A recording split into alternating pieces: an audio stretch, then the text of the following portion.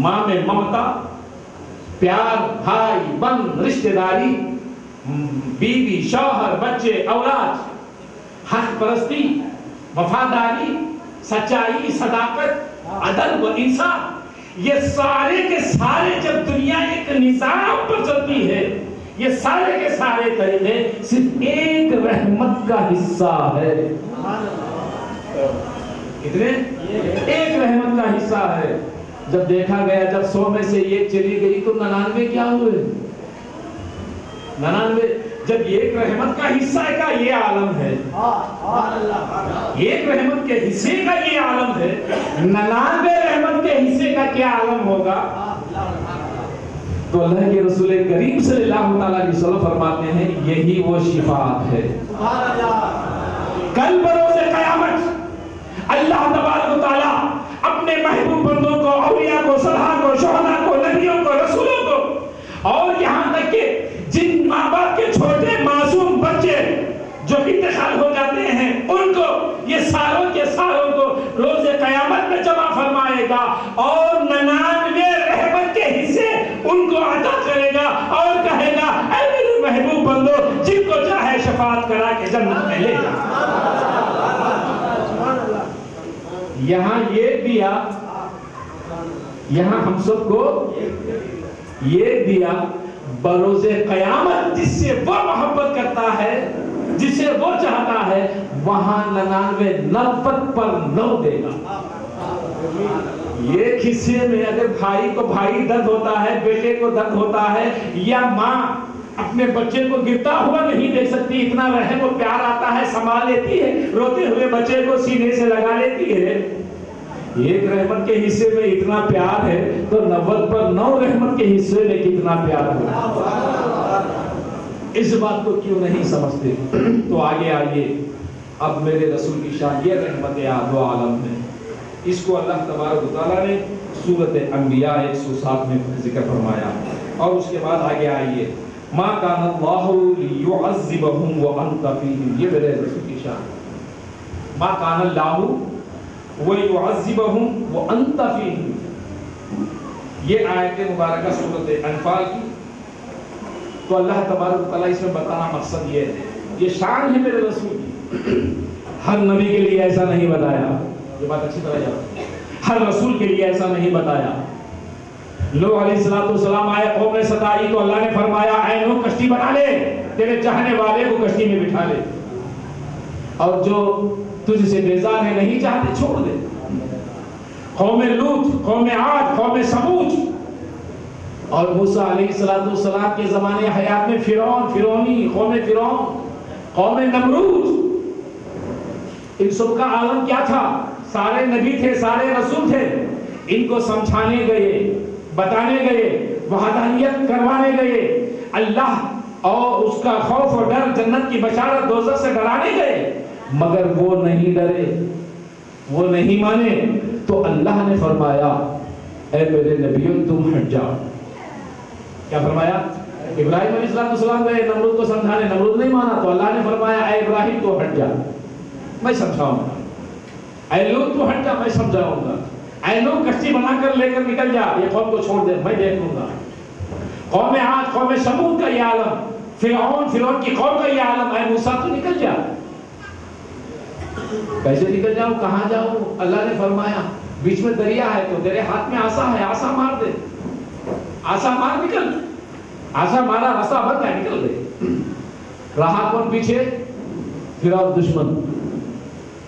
اللہ نے اپنے محبوبوں کو وہاں سے ہٹا ڈالا، یہ بات اچھی طرح یاد، اپنے محبوبوں کو وہاں سے ہٹا دیا، تم ہٹ جاؤ۔ اب محبوب ہٹ گئے،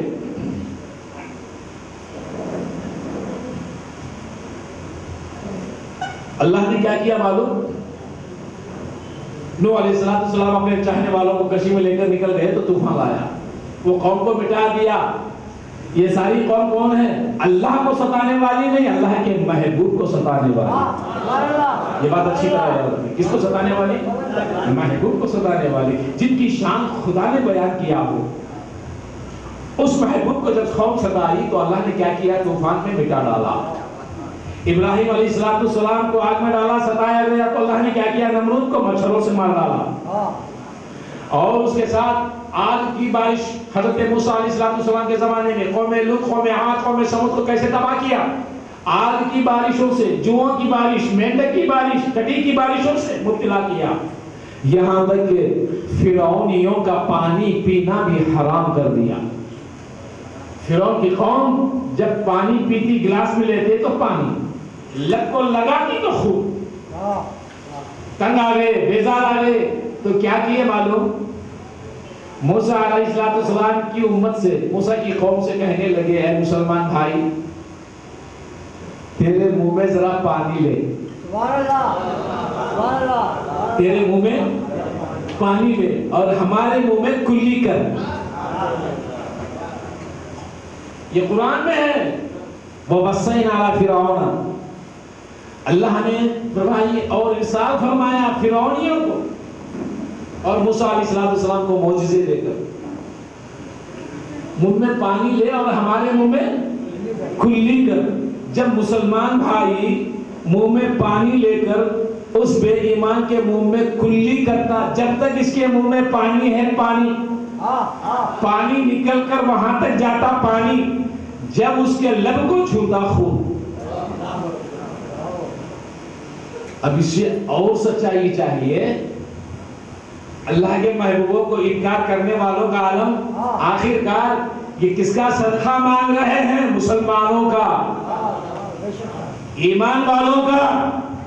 ارے پہلے پڑھو قرآن کو، سمجھو، یہیں سے وسیلہ نسبت شروع ہوتی ہے۔ وہ کافر ہے، دشمن ہے، ہو کر بھی یہ جانتا ہے مسلمان ایمان والا ہے، اللہ و رسول کا ذکر کرنے والا ہے، اس کے لبوں سے لگا ہوا پانی ہمیں آرام پہنچا سکتا ہے، اس کا تھوک ہمیں آرام پہنچا سکتا ہے۔ وہ بے ایمان ہو کر جان کر کہا کہ تو کلی کرنا، مگر اس کی بدنصیبی ہے کہ اس کے منہ میں گرتا ہے تو خون ہو جاتا ہے۔ بات سمجھ میں آئی؟ اور یہاں تک مکان بھی الگ کر لیے، کیا کیے؟ گھر بھی الگ کر لیے۔ یہ بازو بے ایمان، بیچ میں مسلمان، یہ بازو بے ایمان، بیچ میں مسلمان۔ تو انہوں نے کہا جب طوفان آیا، ٹڈیوں کا، خون کا، مینڈک کا، چپکلیوں کا طوفان آیا، تو یہ کہے ہم مسلمانوں کے ساتھ میں وابستہ، ایک ساتھ میں مل کر رہے گا، ایک ساتھ میں مل کر، سارا عذاب تو ہمیں آتا ہے، یہ تو خالی ہے، یہ سب کچھ کھاتے پیتے ہیں۔ اور جب مل کر رہنے کی پڑوس میں ایک دوسرے میں جم گئے، طوفان آیا، پانی گھٹنوں تک، کمر تک آ گیا، خون، مینڈک، چپکلیاں، سارے کے سارے آ گئے۔ مسلمان کے گھروں میں خطرہ نہیں، ان کے گھر ڈوب رہے، حالانکہ پڑوس ہیں، ساتھ میں لگے ہوئے ہیں۔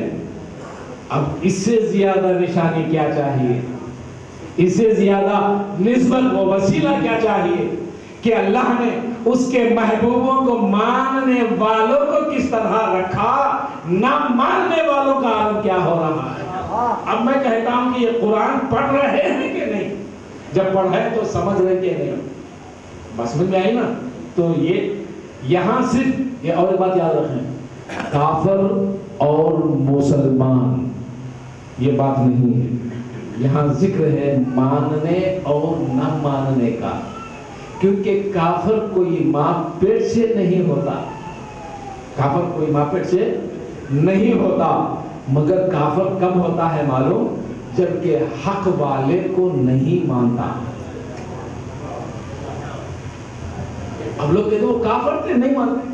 ارے نادان، کافر پہلے یا نہ ماننا پہلے؟ نہ مانا تو کافر ہوا، کافر ہو کر نہیں مانا، نہیں مانا تو کیا ہوا؟ کافر ہوا۔ اگر مان لیتا تو ایمان ہوا، نہیں مانا تو اسے کہے کہ یہ کافر ہے، بے ایمان ہے۔ بات سمجھ میں آئے نا؟ تو اتنا اللہ نے کہا، اب وہ وقت آ گیا، موسیٰ تو نکل جا، نکل گئے، تو اس کو بھی دریائے نیل میں غرق کر دیا، دبو دیا، وہ بھی گیا، قوم بھی گئی، بعضوں کو انگاروں میں، بعضوں کو طوفانوں میں، بعضوں کو پانیوں میں، بعضوں کو ہواؤں میں، بعضوں کو زلزلوں میں، بستیوں کے تختے پلٹا دیا گیا۔ مگر اس سے پہلے اللہ نے فرمایا، اے میرے محبوب تم نکل جاؤ، اے نبی نکلو، تم نکلو، خالی کر دو، ہٹ جاؤ، میں اس قوم کو تباہ کر دوں گا. مگر قسم خدا کی، اب ہمارے نبی کی شان پر قربان جائیے. اللہ ہمارے نبی فرماتے ہیں کہ لوگوں، اے میری امت، جتنا قوم نے مجھے ستایا، قسم خدا کی کسی نبی کو اتنا نہیں ستایا. میں اتنا ستایا گیا ہوں، پتھر کھائے، تنگ دست رہے اور رلائے، ستائے، یہاں تک کہ اپنی خاص بستی سے بھی ظالموں نے سے چھڑایا، مکے کے وادیوں سے چھڑایا، اور بہت ساری سازشیں کرتے رہے، رلاتے رہے، ستاتے رہے، اور ان کی صحبت میں رہنے والوں کو قتل کرتے رہے، شہید کرتے رہے. اتنا تنگ کر دیے، میرے رسول آنسو بہاتے ہوئے اور یہ عرض کرتے ہیں یہ قوم مجھے سمجھ نہیں رہی. اتنا سب کچھ ہونے کے باوجود اللہ نے فرمایا، اے میرے نبی ہجرت کرو، مکے کو چھوڑ دو. جہاں مکے میں اس کا کعبۃ اللہ ہے، اس کا گھر ہے، آج مسجد حرام ہے. خود اللہ فرماتا ہے، اے میرے نبی میرے گھر کو چھوڑ، مکے کو چھوڑ ڈالو، ہجرت کرو. اب میں نے سوچا ہاں ان نبیوں کو بھی اللہ نے ہٹا دیا. جب نوح علیہ السلام کو ان کی قوم نے ستایا، موسیٰ کو ان کی قوم نے ستایا، عیسیٰ کو ان کی قوم نے ستایا، اور اس کے ساتھ ساتھ حضرت ابراہیم کو ان کی قوم نے ستایا، اور ہر نبی کو جو قوم ستاتی گئی اللہ فرمایا تم ہٹ جاؤ میں تباہ کر دوں گا. شاید ہجرت سرکار کر رہے ہیں. اللہ نے فرمایا ہجرت کرو، مکے کو چھوڑ دو، قریب ہے. اب مکے کو بھی اللہ تبارک و تعالی مکے والوں کو بھی تباہ کر دے، مکے والوں کو بھی برباد کر دے، اور مکے والوں کو بھی کسی نہ کسی طوفان میں ڈبا دے. کیونکہ نبی کو وہاں سے ہجرت کروایا، اسی لیے چھڑایا جا رہا ہے. اسی لیے نبی کو کہا ہے کہ ہجرت کر کے تم مکے کو چھوڑ کر چلے جاؤ. جب مکے کو چھوڑ کر سرکار چلے گئے، ہجرت کر کے گئے، مدینہ المنورہ میں آرام پائے، مگر مکے میں کوئی طوفان نہیں آیا، کوئی تباہ نہیں ہوا، کوئی کافر نہیں مرا، کوئی ستانے والا کچھ نہیں ہوا. جب تک جنگیں نہیں ہوئی، جب تک سارے مسلمان نہیں ہوئے، جب تک کچھ نہیں آیا.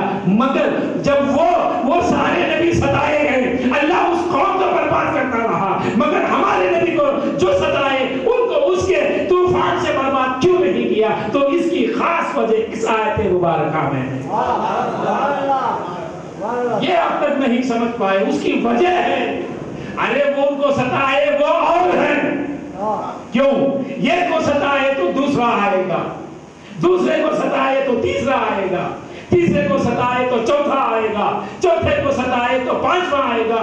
اسی طرح باری و باری 1,24,000 کم و پشیتر یا 1,80,000 یا 2,21,000 جتنے انبیاء اللہ نے بھیجنا چاہا، ایک دیگر بعد ایک کے بعد ایک آتے رہیں گے، ایک کے بعد ایک آتے رہیں گے. میرے نبی کے بعد تو کوئی آنے والا ہے؟ کوئی نبی نہیں آئے گا، کوئی رسول نہیں آئے گا. اور میرے نبی رحمت للعالمین ہے، اور میرے نبی کا کردار ایسا ہے دوست دشمن کو بھی گلے لگاتے ہیں. دوست دشمن کو بھی گلے لگاتے ہیں اور دشمن کو بھی دعائیں خیر دیتے ہیں. وجہ ہے. اور اللہ فرماتا ہے جب نبی چھوڑے ہٹا دیا، مگر کیا بات ہے عذاب نہیں آیا؟ تو اللہ فرماتا ہے یہ آیت اللہ کی شان ہے. ما کان اللہ لیعذبہم وانت فیہم. وجہ کیا ہے معلوم؟ ان سارے نبی جب ہٹتے گئے تو ان کی صرف ایک قوم تھی. کیا تھی؟ ایک قوم تھی، ہر ایک کی شریعت الگ الگ تھی. ابراہیم علیہ السلام کی شریعت الگ تھی، موسیٰ علیہ السلام کی شریعت الگ تھی، عیسیٰ علیہ السلام کی شریعت الگ تھی، داؤد علیہ السلام کی شریعت الگ تھی، کتابیں الگ تھے، صحیفے الگ تھے. کسی پر تورات، کسی پر انجیل، کسی پر زبور، کسی پر صحیفے اللہ نے نازل فرماتا رہا، ایک کے بعد ایک. مگر ان کے طرفداری میں ان کی قوم رہتی تھی، ان کی امت ہوتی تھی.